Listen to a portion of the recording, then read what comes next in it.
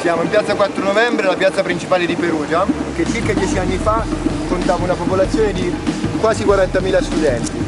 mentre oggi, appunto in 10 anni, ne conta poco più di 20.000. Questo è dovuto a delle scelte dell'amministrazione, dell'università stessa, ma soprattutto anche della cittadinanza stessa di Perugia. Tutto ciò è dovuto al fatto che mentre prima gli studenti erano parte integrante dell'economia e della comunità cittadina, ora sono stati completamente svalutati. L'ultimo è il caso della Università per Stranieri, che è proprio qua sotto, che il ministro Giannini, ex rettore, come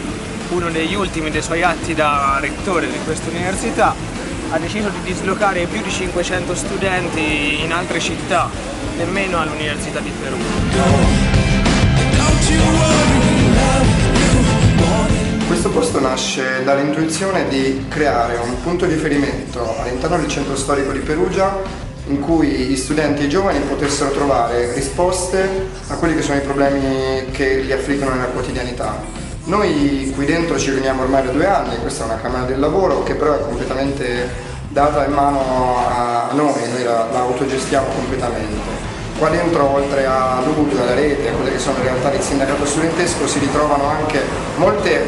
realtà di quello che è il panorama associativo cittadino, da Libera, all'Emergency, AMPI, a tutta una serie di associazioni che hanno trovato in questo posto una casa, un momento per potersi ascoltare e per poter portare avanti politiche per la città. I servizi offerti sono molti, partiamo dai servizi di ripetizioni dati dagli studenti universitari agli studenti delle superiori con prezzi praticamente popolari, fino a poi l'utilizzo attraverso Aula Studio, che oramai è diventato un appuntamento fisso nei weekend e oramai anche nei giorni infrasettimanali. Siamo poi arrivati a utilizzarla anche come servizio di assistenza ISE a tutti gli studenti universitari che avessero difficoltà a poter fare un ISE, e lo stiamo anche utilizzando ultimamente per poter sfruttarlo come spazio per dibattiti, cineforum e tutte le altre attività anche in collaborazione con i vari sindacati della CGIL, per poter avvicinare i giovani al mondo del sindacato e quindi anche al mondo del lavoro.